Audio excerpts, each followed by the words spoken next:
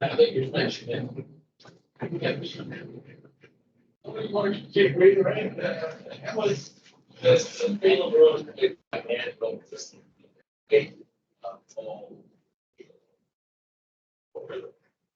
Jason always up the conversation. He doesn't understand. Jason doesn't understand how to be his money. It's my fault. Nick and I purposely kept him in the dark.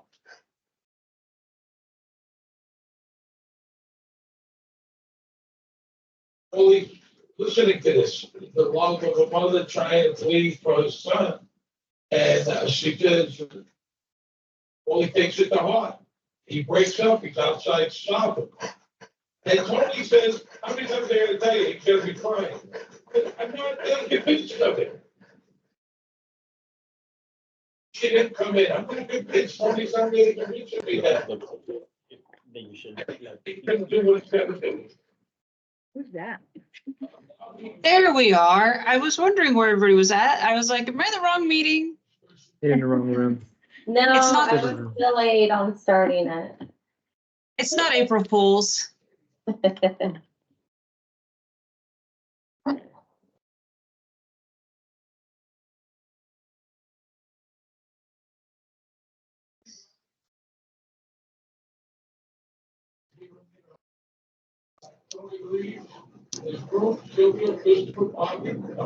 You have sound in the back? Do I have a, Is that you? Yes. taker?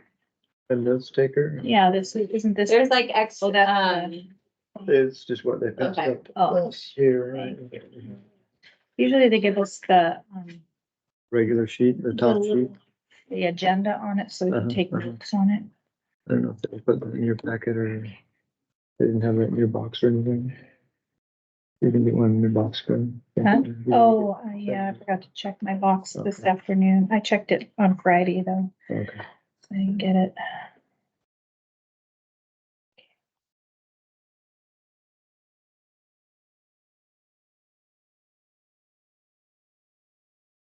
You guys are a little too quiet in here. She's maybe talking. I know, it's so weird without that thing on. It's like, No you grinding get so sound. like Oh. used to it. There it is. No, it's fun, it's quiet. That's- And I that's rubbing the on it. We've noticed. I bet, I bet. I wonder if it'll Warm in here still today. hold 5 Yeah. That's the reason. There's no Okay. grinding, no fan. We might not get So our when they warning. turned off the noisy fan, oh, thank you so much. Yeah. Okay, we ripped it out and put a new one in. Yay. Super mic. Nice. He is amazing. Oh, and. Oh, no, we don't get into that. I'll tell you later. I thought we had more time than we did. 1 minute, one, it's forever. Stuff here.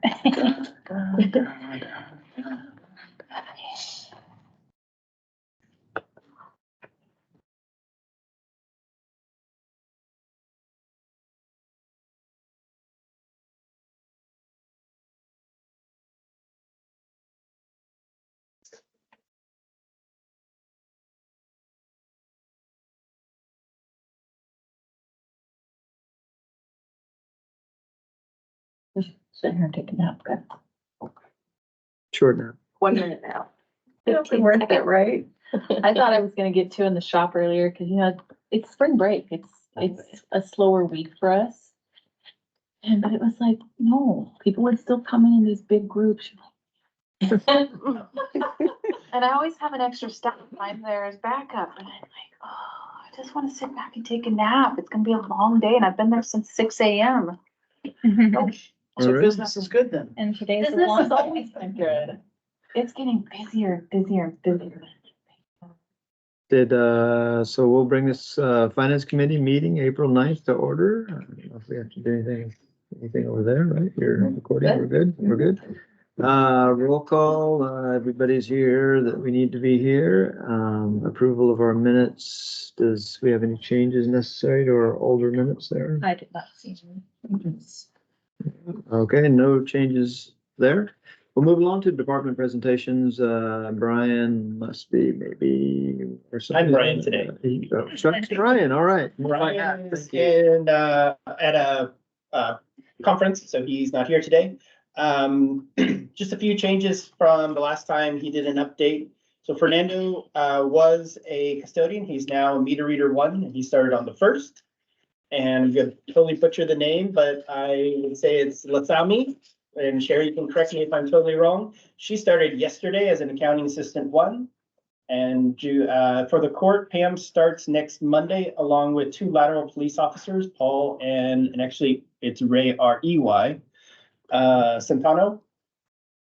Those are the people that are starting in the now, previous, and in the short term. We don't believe we have 1, I believe, entry-level police officer still open. We don't have any laterals, but I think the chief has somebody quasi on the hook, so we might have 1 more lateral to fill. The CSO, which is Chris, she retired. Those interviews were last week, and we've got just a bunch of public service employees that have moved up and moved on and retired. So we're backfilling all those, and you replace one and then you create a new position because they like to grow from within. So it's just a cavalcade of positions that we're filling. Other than that, we don't have any unknown upcoming separations. So hopefully our big wave of retirements have slowly stopped and we can move on with just all the backfills. Okay. John just disappeared too. Because I talked to Brian a little bit about the report or what have you, trying to get some more context behind it. And I don't know, when people come and go or what have you, I like kind of the org chart thing is one of the tools I always use, and I don't know if it's useful to other people or not, but like the one we have is not updated very well.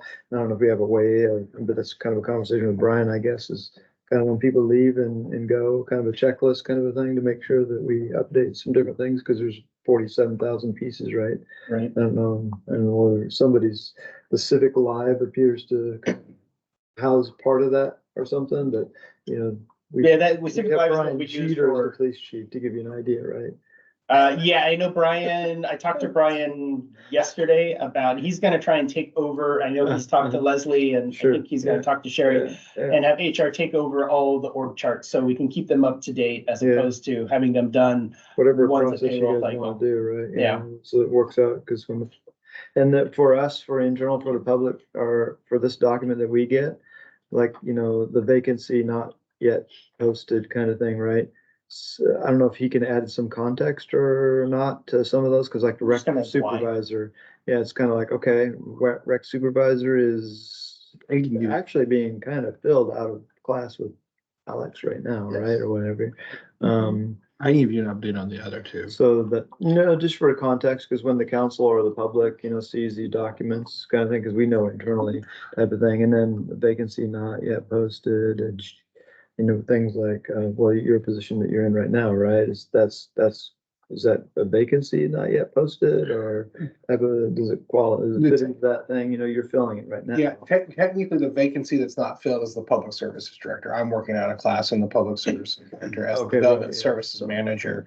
However, that kind of thing. Just, you gotta, because from my perspective, when we read these documents, that the public should be able to figure them out, kind of thing, so you gotta kind of look at them like, oh, I don't have all this inside knowledge, so, but when the rest of the council looks at it, so but like I said. Yeah, work with Brian on that. Brian, kind of a thing. Try to get that stuff updated if you could, contact, so it's cool.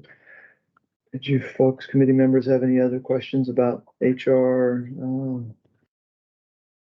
Staffing, personnel updates? On I guess on the hire letters one, accounting assistant 1, is that replacing someone? Yes, that's, if you look to your right. Debbie took a admin 3 position in Public Works, bring up the accounting specialist 1, so this is backfilling that position. Okay, so same with like the judicial, that was somebody moved up, Yes. and so now it's moving in. Okay. Yeah.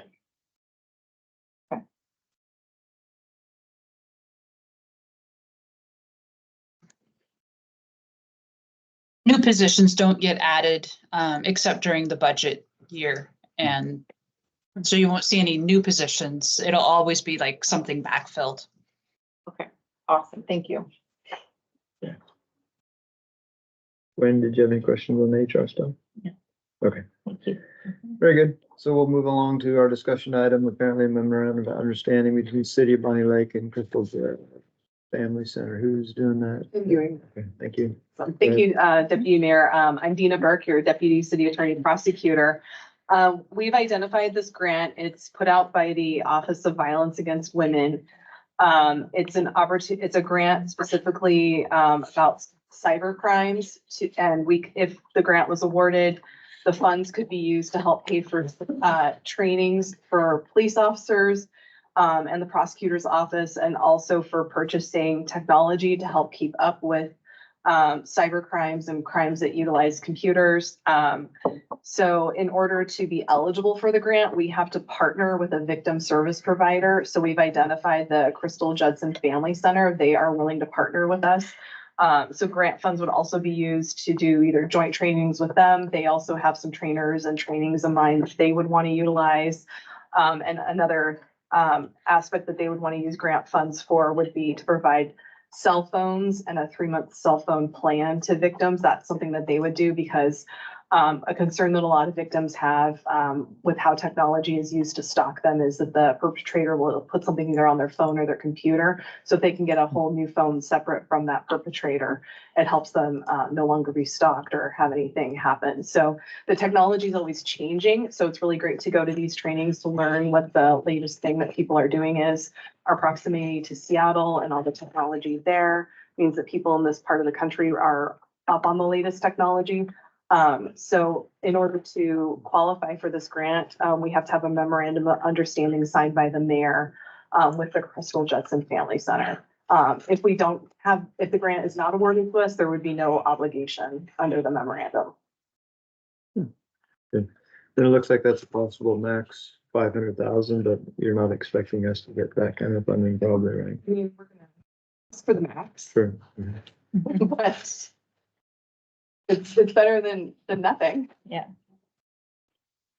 That would be over a 36-month 3-year period.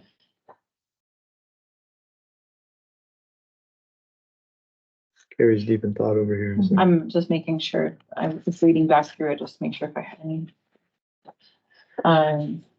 I think it's a great opportunity. There's a lot of domestic violence out there in the world, and people don't know how to get help and to be able to have something that helps.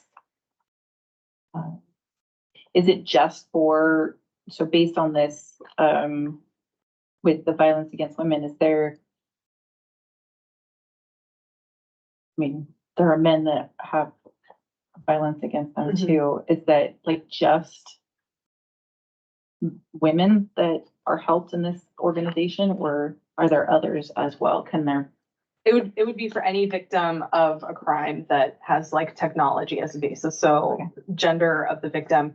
It's just that the Violence Against Women Act from the 90s created the Office of Violence Against Women, but they don't really look at it in terms of the gender of or sex of the victim. Okay. Okay. How many resources from our side are we gonna have to attribute to this effort? Is any are we projected to hire some people for this or? No, it would just be staff effort to, purchasing, the police department wants to purchase some computer equipment and docking stations utilizing it. So there'd be just the staff effort involved in terms of managing a grant, purchasing the technology with the grant. But there's no proposal to add like a grant funded staff position. Okay. That's good. Trying to figure out how to word the question. I mean, I'm like, I guess is this like essentially to help us be able to purchase needed equipment for the police department as well as get them some additional training that's going to benefit the people? Or is this like creating, something that we don't really need? So it would be purchasing the equipment and doing the trainings. I think the trainings are really helpful because the technology keeps changing for how with cell phones and computers and how a person can stalk or harass or the non-consensual, it's called, colloquially revenge porn, but the non-consensual disclosure of intimate images and how that happens keeps changing. And so it's not just like a check the box training. It's like you go a year in 1 year to the next year, the technology and the apps that are available completely change. So that the prosecutor's office and the police know what's out there, we can better prosecute the cases and hold them accountable.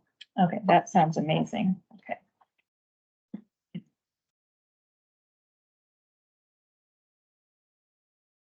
I mean, I'm on board for it. Yeah. Good. Should we put this on the consent agenda or the regular agenda? Or what do you guys think? Don't we have on next week for discussion and action? I was hoping just consent, but I'll defer to, I thought this was the one that had to be done by the 29th. right, so we had for the 23rd. Oh, okay, consent. excuse me. Yeah. Yeah. I'm fine putting it on, since it's not costing the city any money and we're just applying for a grant, essentially, because you're gonna have to present it. If you get the grant, you're gonna have to present it to the council anyway. So I think it would be fine to put that on the consent agenda. I'm okay with that. Okay.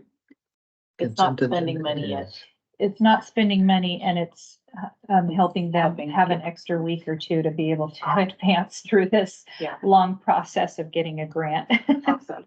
And just a May housekeeping. or may not happen. Sorry. Sorry, I just have housekeeping thing. I heard from the city clerk's office, the agenda bill number is staying the same, but the resolution number is changing to R 24-32.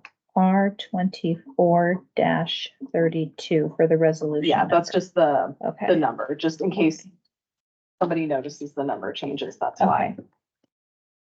Awesome. Thank you. Okay, thank you. I appreciate all your work there. This is excellent. I don't know how you guys dig around through all these Yeah. lists and Yeah, right. find things. Yeah. Thank you. Great. So item number 2 then is the recreation program continued discussion, I gather. Yay. I know a couple council members and MRAC and stuff had a meeting and David was able to attend his staff down there too, and that was great recently. So he may know more or less or what have you. I don't know exactly what, the newest of the new is on this situation. So Carrie might know or not, or have ideas, or David, who wants to kind of, I don't know what the kind of, where the lay of the land is currently. I called a meeting, and invited, a couple council members and the mayor and the rec department, MRAC, MRSC to come in and just kind of like, let's do a powwow. Let's really talk and discuss like what is MRAC bringing to the table? What is the rec program? What's going to happen with the rec program? How are we going to fund it? How is MRAC going to be involved? All that kind of stuff. So I think the meeting yesterday went really well. I think we had a great opportunity to hear from MRAC what their vision is and then how to really help our rec program prosper rather than continue feeling like they're under the bus right now. And we kind of like one of my things that I brought up yesterday is I feel like we need to just kind of forget about the COVID years and move from 2019 to 2024 and go COVID years just sucked financially for us as a city and as a rec program. And they just really hurt every time that we talk about like, oh, COVID years, like all those years just, they were really hard. And we as a city had to endure all that. But looking at, from 2019, now let's look at 2024 and figure out how we're going to grow the rec program, whether it's with an outside organization, MRAC, or if rec will be able to kind of do it on their own. So I think yesterday went really well. I think we had a lot of kind of moving forward, hopefully, and I think you guys have another meeting tomorrow with MRAC, right? Correct. No, Thursday. And I'm hoping that with all the directions and stuff, the mayor gave them great direction, being able to kind of move into making sure that meetings happen and moving forward with everything. Yeah. See? Alex. So the very last page in the packet that we passed out to you, Alex went through and took every program that we've done by quarter. And this is our guess. We're gonna use this as a template for the meeting on Thursday to go through with MRAC and see what they feel are programs that they could really truly assist with. At the meeting, they were talking that they didn't really want to be involved in the community service type events, and they were really more focused on, excuse me, really the field sports. Because they have a model for the field sports and they feel they can put pretty much any field sport into their model and make it work. So we'll get some more information and be able to fill out their version of the Excel spreadsheet that's on the back page. And then Councilmember Fullerton had asked for some information. And thank you, Ms. Sherry, for playing translator to get to where we have the top page in the packet I gave all of you, where Alex has come up with the breakdown that was requested for each of the nine different programs.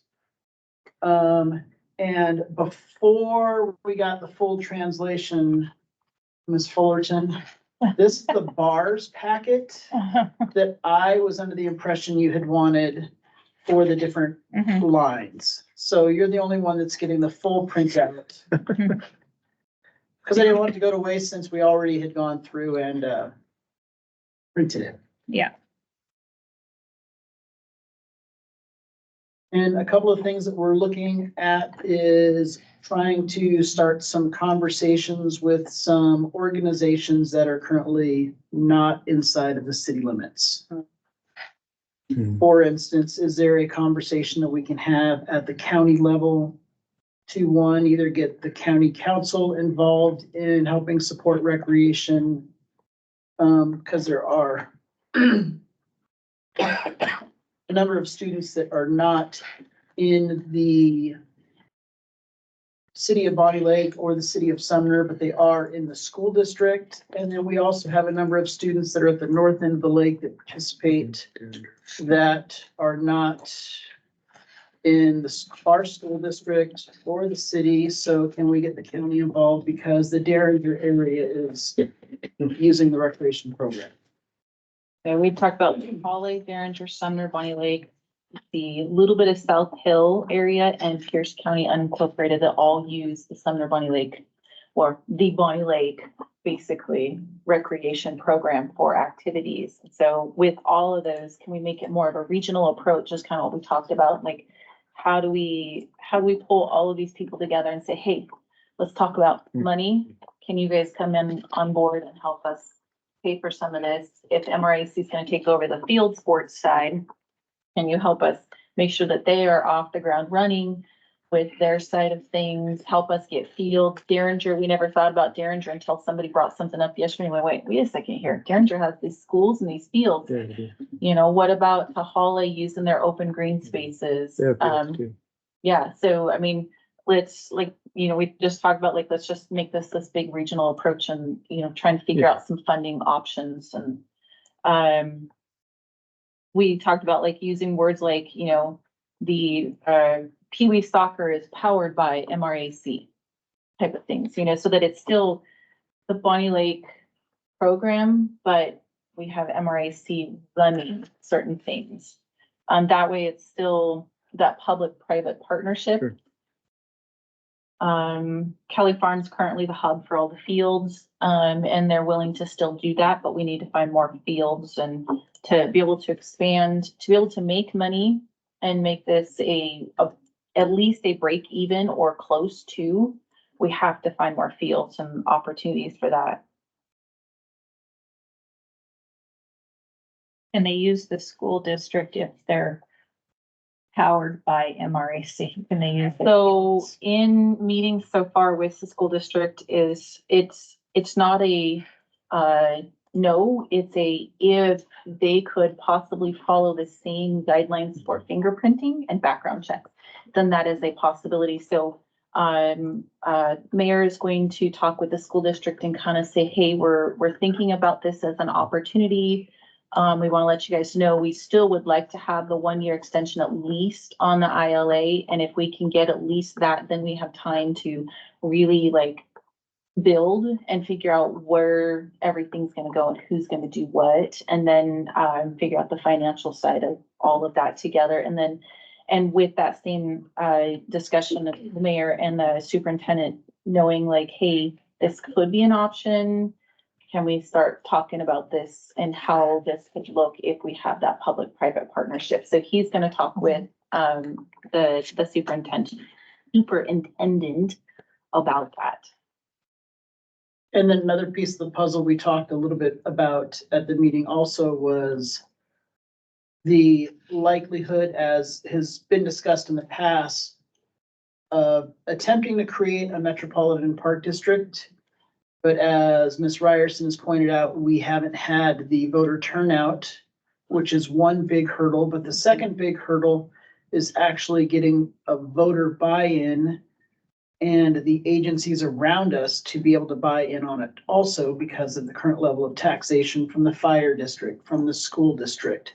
And all of those organizations could potentially lose some of their taxing to bring in that. There is a small glimmer of, could be a levy for arts in that could be, I forget the exact title, but that is something that could, after talking to the county assessor, see if it would work, go to the voters. But I think that's going to be a very big ask as well.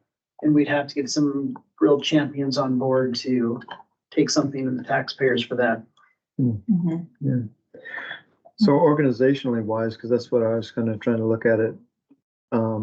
Does anybody have good ideas? Because I think, David, you've been involved in it the most, right? Obviously, you're managing this whole situation.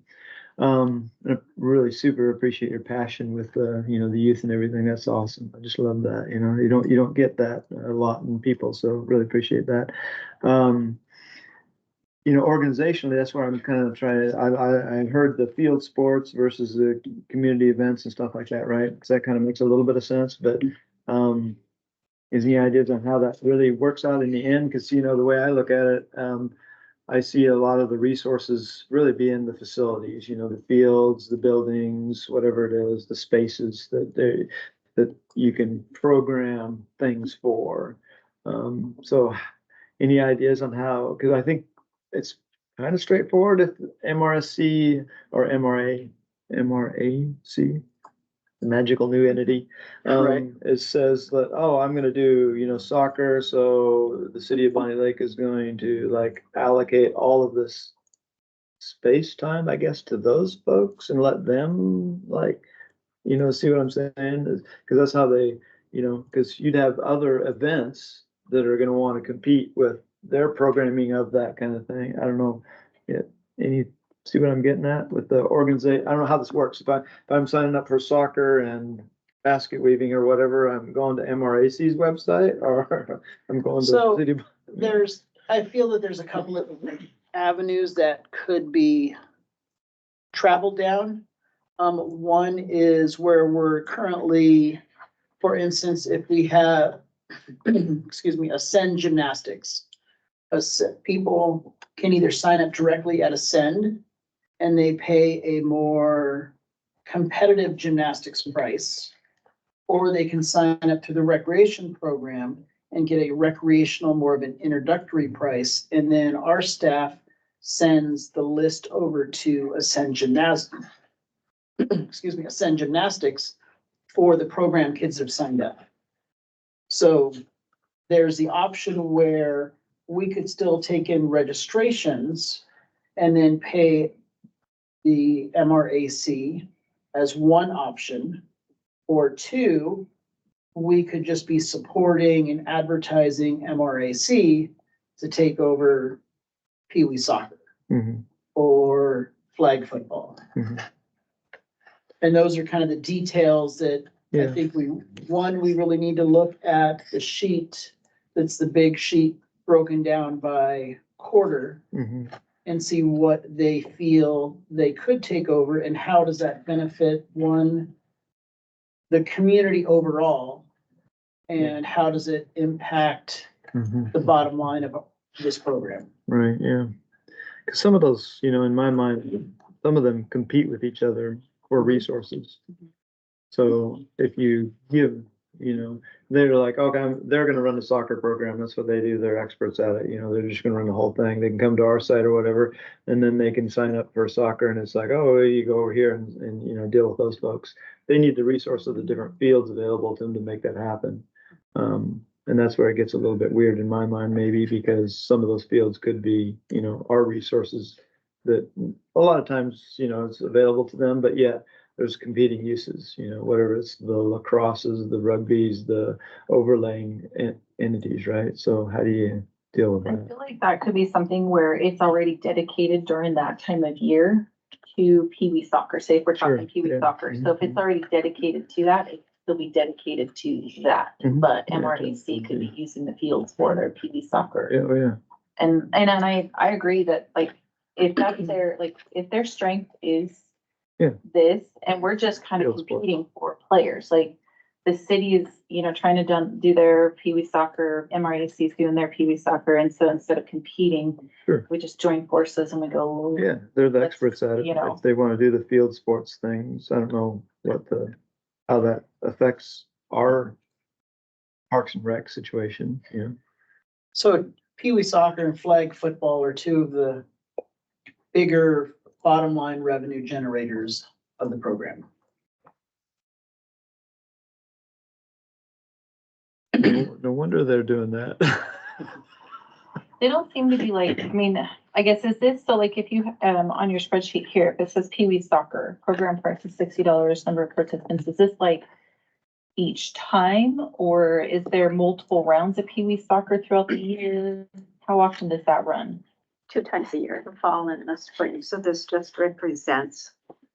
Okay, so about 5,600.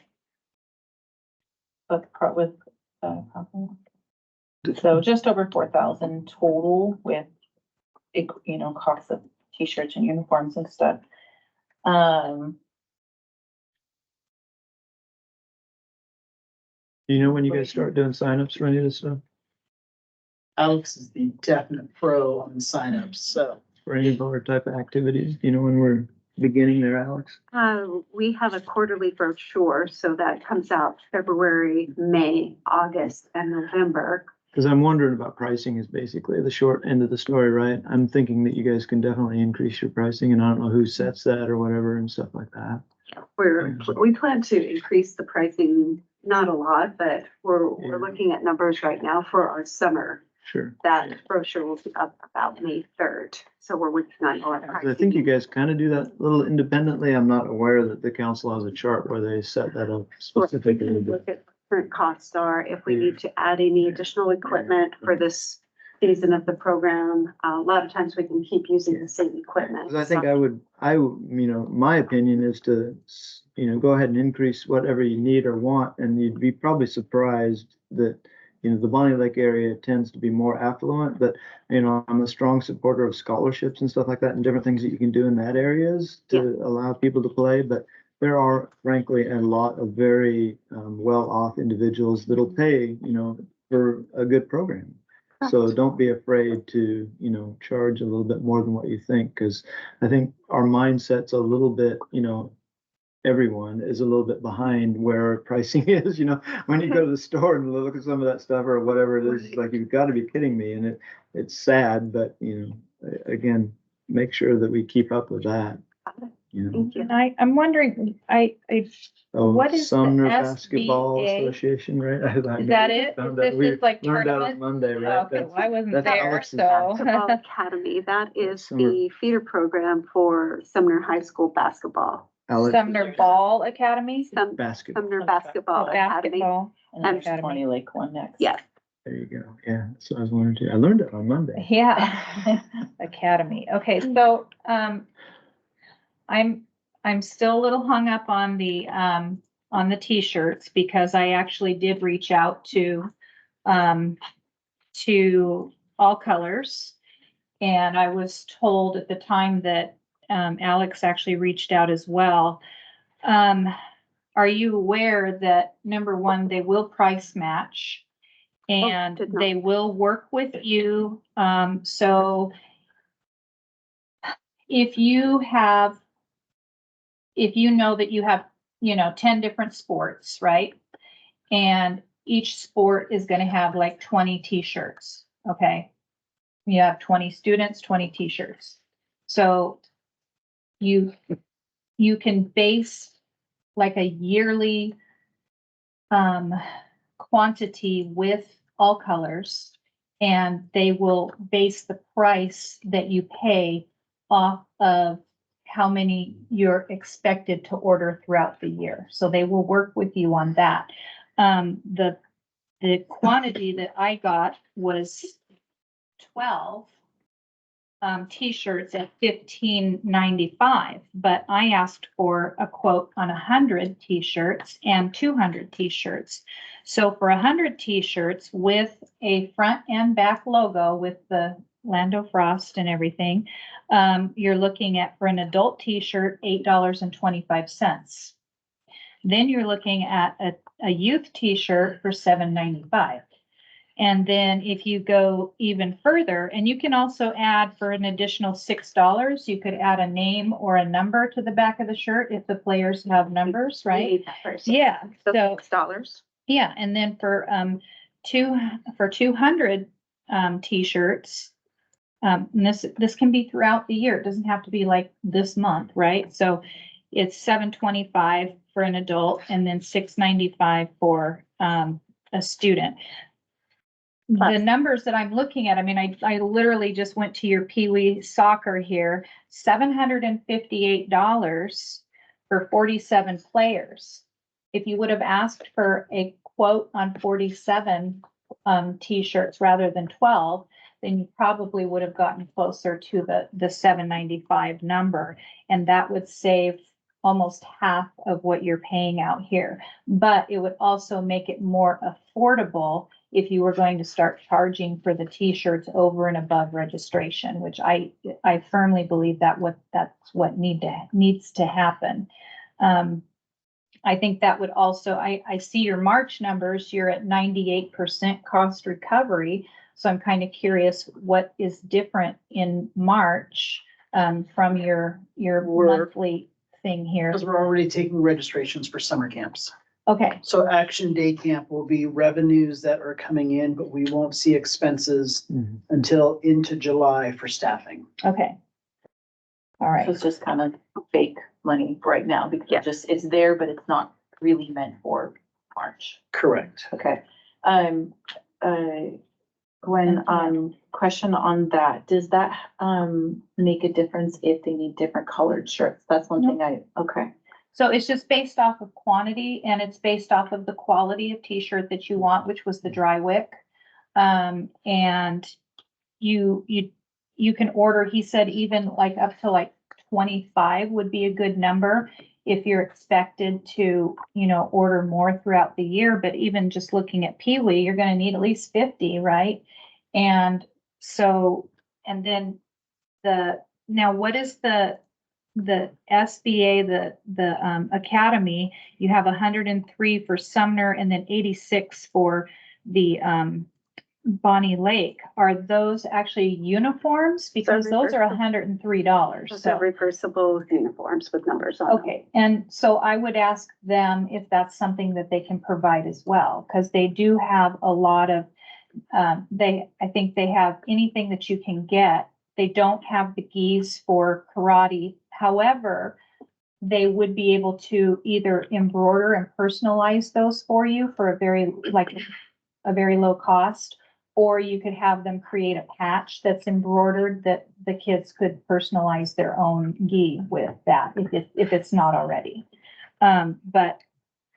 So So I don't know if they would have these reversible shirts or not, but it's a possibility that they would. And on these particular two programs, typically the program itself decides where they purchase their, because we get a per child registration fee for our cut of the program. And then the rest of the money, the program directors decide how to spend that. Okay, so does our staff payroll come out of this? Staff payroll will come out of the per student cost. Okay, So some of our programs, such as these two, were built when the school district had the recreation program. Our community was one of the last communities to truly have a feeder program for basketball. And so Tim Thompson worked with some people in the area to create a Sumner Academy and a Bonney Lake Academy. And so conceivably, they might have been able to run through the district, but part of the problem is the WIAA, which is the Washington Interscholastic Athletic Association, sets some pretty stringent guidelines as to when coaches can coach kids in season and out of season. And so one of the ways to circumnavigate that requirement is to make sure that all of your programs are being run through a recreation agency and not through the school agency.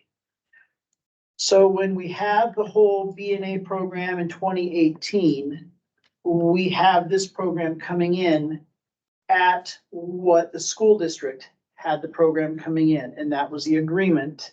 And so now we will, in the fall, be looking at raising their prices some because it doesn't pencil out as well. But there's history with a number of the programs that we have on why prices are charged the way they're charged. And so that's a little bit of the history on why those two organizations, why we only charge a per student fee versus a percentage. Councilmember Roach, and he brought up something for me to ask on this was, is it possible, so we know like we've had the 70-30 or whatever that split is it possible to do something like, certain programs that are grandfathered in, like these programs are already existing, this is like the coaches, this is, that, but as a new program comes in or a new coach comes in or something like that, can that go to a different Most split? definitely, yep. Okay. I guess that's how Renton does it. Yes. Renton just recently changed theirs and all the old ones were grandfathered in, I believe they're now at 65-35. something like that. And then at the end of May, I will be attending a Washington Recreational Parks Association conference, and we'll have an opportunity to sit down with a number of other administrators of departments throughout the state to see how they're doing and get some information there as well. Okay. And we currently get $30 per registration as our cut on the SBA and BLBA. only $30? Yeah, Part of theirs is their shirts, uniforms, that's their cost. Okay. So for those, so the it's like. $30 comes straight off the top. Okay. And so part of their pricing is set by them knowing that they have gym rentals throughout the basketball season, that they know that they're gonna have uniforms. And so they base their entire fee knowing that we're getting the $30 and how they're going to spend the money. But like, I'm just looking because it's still saying like you have $11,207 and then $10,045 for t-shirts and uniforms. So that suggests that that's coming out of the pricing, because that's like literally right off the top, that's an expenditure. So how do we get those expenditures down? So That's a lot. yes, in that organization, those two organizations, they come in as a coach and say, okay, this is the grandfathered clause that we've had. We're paying the rec department their $30. Mhm. We know we're gonna spend $100 on our uniforms. We know we're gonna spend $70 to go to a tournament. So we are going to set our fee at $200. Because we know that we're spending the 30 for the Rec. This- Mhm. department, the 70 for the tournament, and the 100 for uniforms. So that's the $200 fee. Mhm. So that's how that fee comes out. So it's not really us per se getting the money. It's that program. This is they're setting their rate. They're saying this is how much we want to be able to make to cover these expenses and to fundraise, right? They're fundraising as well, or No, those two Just- organizations are just coaching the next levels of basketball as a feeder program. Okay, So this is kind of like looking at having an MRFC come totally under us. okay. So the cost of the uniforms is based on what their expectation or what their desire is as a program to have for a shirt, Correct. uniform. They have gone to the sporting goods place and been like, okay, we know that, oh, we like these socks, we like this shirt, we like those shorts. Those shorts are gonna cost with tax $100 per player. That's a fee that they determine is going into the overall registration fee. So that's how they generate the fee, which is one of those programs, again, that we inherited and are continuing to work with, but will in the future be raising their per student fee for the processing. So David, do we get the 100 plus 30 then? We get everything, Right. and then they tell us what shirts they need, and then Alex and the team order the uniforms. We pay the tournament fee because they don't have another way to pay for those items. So the, So they should charge us, we should charge them an administrative fee then, since we're running the whole entire program. We're not running the entire program. We're just, We're taking the money and we're purchasing everything for them and we're setting up. the and they're setting up, tournaments, no, we're and not they're- setting up tournaments. Okay, so We're they're just doing that. paying for them to attend a tournament that they know they want to attend. Mhm. We also, they are setting up their own practice schedules. Mhm. They're setting their own teams. We're not saying, oh, we're gonna have Dina and Leslie on a team and we're gonna have Alex and David on a team. They have come and done all of the teams. So all we're doing is bringing in their money and paying their registration and uniforms. Mhm. Basically, because they don't have a funding opportunity. They don't have like a nonprofit. They don't have any of that kind of stuff. Like at the high school level, we have boosters. We can run all that kind of stuff through boosters. Where basically you guys are acting as their boosters club. And just Correct. our boosters at the high school, if I need something paid, I call our treasurer and say, hey, I need this paid. And she calls and pays it. That's kind of what you guys are doing. It's just like, I've already raised the money. I just need you guys to make sure the bills are paid. And Correct. make sure money comes in. Okay. And to make sure that they don't overspend. Okay. I have a question. That's what I was just gonna ask. Is somebody auditing to see how much money they're spending? Yes. So Alex has all of their stuff on an Excel spreadsheet, so we know exactly how many dollars they brought in per person. Because there have been a couple of students that have varied in price that they have set up, but we still get our $30 per student. And then Alex keeps a very detailed Excel spreadsheet on which tournament they signed up for or which uniforms have been purchased. They actually no longer do tournaments. Because that was. Is there, that's work now. a way for whoever you're purchasing the uniforms through then, you're looking at 90 plus uniforms, right? So there should be a way to get a discount, a volume discount through whoever you're purchasing them through. To save some money on that. That's the thing. But, So usually, yes, but if you were operating a program let's say you decide you're gonna do cheer camp. Maybe they can change. And the schedule. you say, hey, David, we want these pom-poms from this organization. They're $35. We're raising our fee $35. Sounds like a program. Do you want us to go to a different organization and get a different pom-pom to try to save money? When you're the one that's come to us and said, these are the pom-poms I want for my organization, I built them into the price. Mhm. Yeah. Well, I'm not saying to go somewhere else. I'm just saying whoever is supplying the uniform pieces, then, just negotiate a price with them, see if you can get the price down, because like, $10,000, $11,000 for $21,000 plus, But are for they 190 paying that, or is people. that our- is it- It's Well, not as much as the city. I think like Yeah. Their money. it's not our money as a Okay. city. That's what I'm kind of gathering here is this is Yeah. basically pass through. Mhm. We're automatically collecting that $30 per registration, And correct? that's all. all that's we all we get get, is just correct. the $30. So, For those two groups, yes. And that And- was a grandfathered program. okay. Is it worth keeping for that? So, It is in the sense of cost the, recovery, the but- students. Yeah. But how many hours, Alex, do you think you put into managing, making sure uniforms are purchased and making sure registrations come in? So we have a parent night, all registrations come in at once, so I spend 1 to 2 hours at that and then we process those, get them put up. They actually provide me with a spreadsheet that already is populated with the kids' info, so we just have to put the receipt number and price. Okay.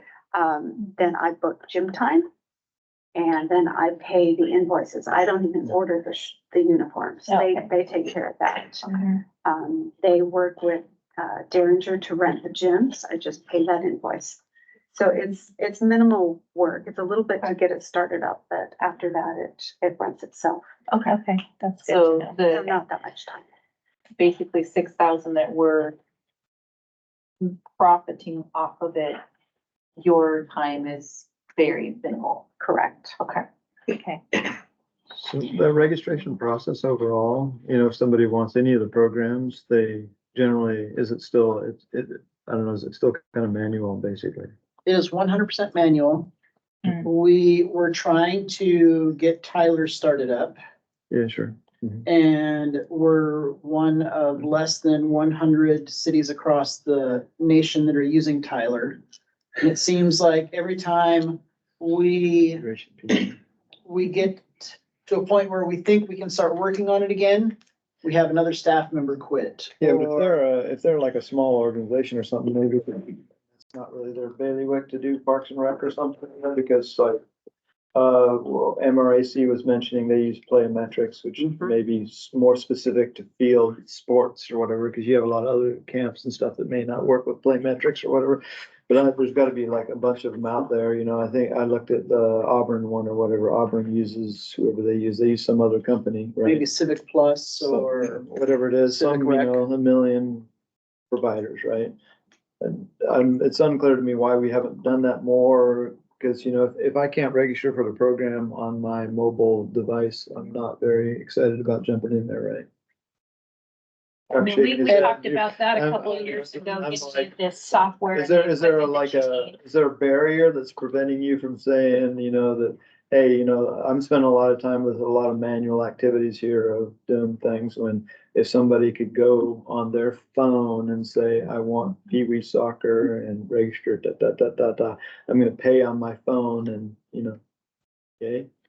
Is there something stopping us from doing that, have you tried to talk about that before? Sure, yeah. Yeah, we have the software. We've been paying for it. I know I went through part of the training with David and Alex and Laura, Patty, Triss, Brenda Martin. A few of us did, because it's not just the parks. It was the rental of like senior center and their facilities as well. But I believe that's up and running, Chuck, right? No, it can be. I mean, it's Everything available. was tested out. They were about ready to go live and then they pushed go back because you had some staff leave and it's yet to go live. Does that? have But a I mean, Tyler model, Parks and Rec is ready to go. Yes. Everything was, for the most part, ready to go. What would it take to finalize getting it up and running before? Well, some I mean, when I say it was ready to go, it was ready to go at that point with those classes that have now transpired. So the way, I mean, any recreation system you have, the recreation system doesn't know what your class schedule is. You have to create those schedules.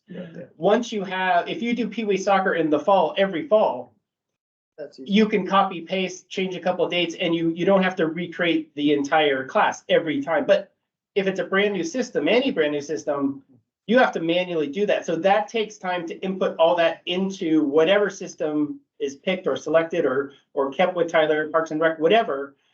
There's a lot of work at the beginning. Sure. If you just repeat those classes, it's very minimal. But initially, it takes a lot of time to input all the information to create a class.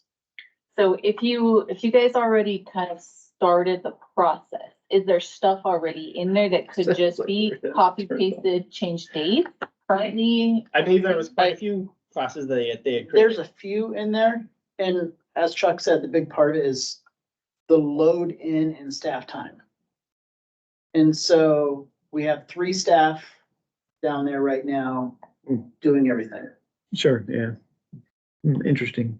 And then there was an issue with the fingerprinting or something. The mayor mentioned something about the digital fingerprinting thing or something, because we're doing manual fingerprinting or something. We are currently doing manual fingerprinting. I don't know. And the interlocal agreement, the school district decided that as part of the new interlocal agreement, that they were going to require a Washington State Patrol fingerprint background check. And the city does a Pinnacle background check, which Washington State Patrol only checks Washington State criminal history. Pinnacle goes across the country. So Pinnacle doesn't do fingerprints, but the Pinnacle background check checks nationwide. So it's more costly, but that's what we do for all city employees and all of our staff. So Recreation is doing 2 different background checks because school district says, hey, we require State Patrol fingerprint background check. Okay. A machine to electronically submit those is somewhere around $16,000. With a 1-year agreement, the city didn't feel $16,000 was an expense that would pencil out only having a 1-year agreement. Because if the ILA goes away, we wouldn't be doing the State Patrol background checks. Sure. We apparently already have some kind of a digital. Yeah, we were The city told, does not. we were told the police department does have one. The city had one about 12 years ago and was used for a couple of years sparingly. Was on Windows XP, is not functional and has not been functional for at least a decade. So the city, the police department do not have a functioning fingerprint check that you can send using the watch online. They thought they did. They don't. Okay. Well, I mean. They know they one of probably the still gun in the shops basement around have something. machine down there. It does not work. It will not work. It is completely incompatible with Washington State Patrol's current system. I know that the gun stores around here do. Maybe you can get a, The school district does, Yeah. and we asked them if this is their requirement, yeah. can we send our people down there? And they said, no, they don't have the staff to do that. Oh, Yay, everybody's playing. But it sounds like a good decision card. mhm. Yeah. Yeah, Oh, yeah, with the rest of the. Which is, organization thing. is that particular, I mean, obviously that. $16,000 for that, for a Just machine. for the machine, okay, well, but then do you have to pay monthly fees or anything to? keep You have that to up and pay, to send a fingerprint card electronically to State Patrol, it's $11 per fingerprint card. It's Okay. electronic, it's Yeah. instant, it's, running? Instant, I'm using a lot of air quotes, it's Right. instantaneous results though, as opposed to ink fingerprinting, sending it up to HR mailing, and then hoping it comes back in 2 weeks as an accepted fingerprint. yeah, Well, that's a I mean, good, I was making the scorecard right point there, yesterday of like, okay, when I go get my CPL license, it's every 5 years. Mine comes up this year and I have to go and still do. Yeah. Ink fingerprinting here in Bonney Lake. And I was like, wait, kind of behind Here. the times here. That's Like, here, huh? because they don't have the digital one that works. Right. So it's So multi-purpose. it would be nice if we did as an entire city. I mean, that would be almost something that maybe we should be. Sherry, is looking at that as our something we budget. can put on a decision card for this year's Sure. budget? And You or know, the if chicken if wings it's a and police stuff. department thing, they get a lot of grants. You know, they can probably pursue a grant through the state WASPIC to get a fingerprint Yeah. machine. I honestly believe that would be safer and it would be a But it, better, you know. but it sounds like it's still going to cost the $11. So the cost is still there to send it. It sounds like, Chuck, right? To send it to state patrol. It's So $11 electronic, it's Yeah. $32 to send ink. So it's Yeah, a third the price. Well, so we would So it's save money. cheaper too. We're gonna save money. Yeah. Save money. In the- we spent in the $60 long in- run. The more you spend. Well, but the if more you save. the more Police you department use it, can you're get gonna a- save it. Well, and if they can get a grant for it, that would be even better. And I know the court has been working on a grant in Yeah. 2023. They were working on it. I think they were still working on it. I asked Jerry to take a look and see the status of that, whether it was actually ever submitted or not. But they were looking at getting one of these machines Mhm. somewhere down in the court area as okay, well. quick So nerd in me. 762 people you'd have to fingerprint to break even in recreation because they don't charge the police department to upload those to APHIS. So. Very good. Well, we have them pay for it and it does not come out of our profit, right? well, these are Seven- volunteers. 762 volunteers. Yes, but we add how many volunteers we have, divide that by the $16 or by however many kids No, I we already have. did. I already did. Yeah. It's 762. That's the difference. Well, No, $762 or, For the Check, equipment, money order. yeah, then Yeah. we're saving money if we can get a grant yeah. for the equipment. Right, if we can get a okay. grant, agreed. Yeah. Okay, we're at the end, unfortunately, of our little thing. We gotta run downstairs. Thank you, everyone. We'll close the meeting. Thank you very much. I think they were Yay, okay. good to figure that out. Mhm. Thanks. That we're Thanks, jumping Jerry. for